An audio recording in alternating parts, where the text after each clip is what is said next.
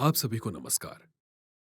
मैं हूं वेंकटेश्वर रेड्डी और मैं पुनर्जन आयुर्वेद से बात कर रहा हूं। एक कहावत है, स्वास्थ्य सबसे बड़ी पूंजी है, लेकिन मैं कहूंगा आयुर्वेद स्वास्थ्य के लिए आशीर्वाद है। कैंसर के इलाज में पुनर्जन आयुर्वेद को 10 साल का अनुभव है, जहां पर अलग अलग तरह के कैंसर्स का इलाज किया गया है और हजारों को स्वस्थ किया गया है और कमाल के रिजल्ट्स मिले हैं। पुनर्जन आयुर्वेद ने कई सारे मरीजों के भरोसे को जीता है कि यहाँ की दवाइयाँ उन्हें राहत दिलाएंगी। कैंसर के इलाज में कैंसर खतरनाक बीमारियों में से एक है।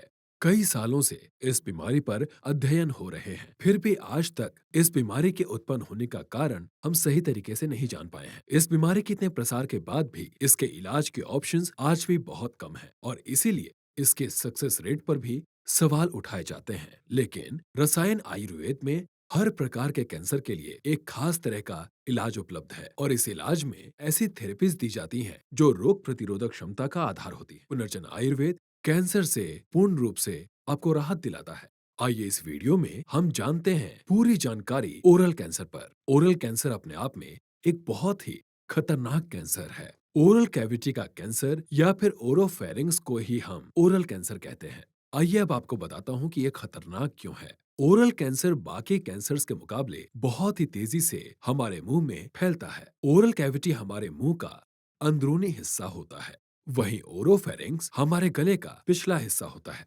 नेसोफेरिंग्स मतलब नाक का पिछला हिस्सा। ओरल कैंसर्स मुख्य रूप से आपके मुंह के आसपास होते हैं, जैसे होंठ, दांत, मसूड़े, आपकी जीभ के नीचे, आपके मुंह के नीचे, आपके गले के ऊपरी निचले हिस्से पर, आपके नेसो फेरिंग्स में। इसके अलावा नाक के पिछले हिस्से पर भी होने की संभावना रहती है। ओरल कैंसर का शुरुआत में ही पता लगाया जा सकता है इन लक्षणों के आधार पर, जिनमें से पहला है व्हाइट स्पॉट्स। ओरल कैंसर को आसानी से पहचाना जा सकता है अगर व्हाइट स्पॉट मुंह के बाहर या अंदर दिखे तो। कई बार ये व्हाइट स्पॉट्स बाद में लाल हो जाते हैं या फिर लाल या सफेद दोनों ही रंगों में देखा जा सकता है।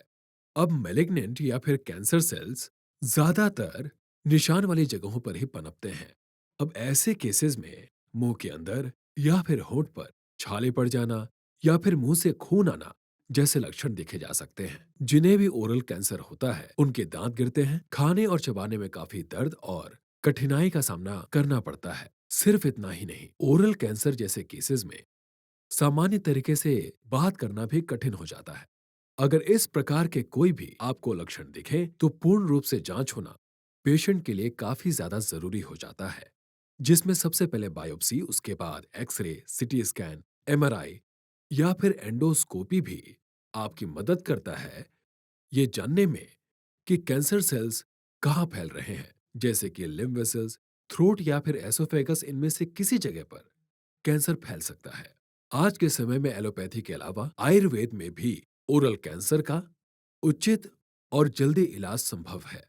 अगर आप किसी आयुर्वेदिक कैंसर स्पेशलिस्ट से मिलते हैं तो वो आपके कैंसर सेल्स को निकाल फेंकेंगे प्राकृतिक आयुर्वेदिक तरीकों से। यह याद रहे कि कैंसर का इलाज, चाहे वो कैंसर कैसा भी हो, उसमें एक ही तरह का रहता है, लेकिन इलाज के बाद के परिणाम हर तरीके के प्रोसीजर में अलग होते हैं। उदाहरण के तौर पर साइड इफेक्ट्स काफी सामान्य है अगर इलाज सर्जरी से या फिर कीमोथेरेपी या फिर रेडिएशन से हुआ हो, लेकिन आयुर्वेदिक के रसायन उपचार में किसी भी प्रकार के साइड इफेक्ट्स नहीं होते। आज के समय में पुनर्जन आयुर्वेद अपने रसायन आयुर्वेद के ज्ञान से लोगों को ठीक कर रहा है और वो भी बिना साइड इफेक्ट्स के। पुनर्जन आयुर्वेद की कोशिश होती है कि किसी भी स्टेज पर पक्का इलाज हो। जड़ से बीमारी का इलाज खासियत है रसायन आयुर्वेद के उपचार की। और ये थी संपूर्ण जानकारी ओरल कैंसर के बारे में।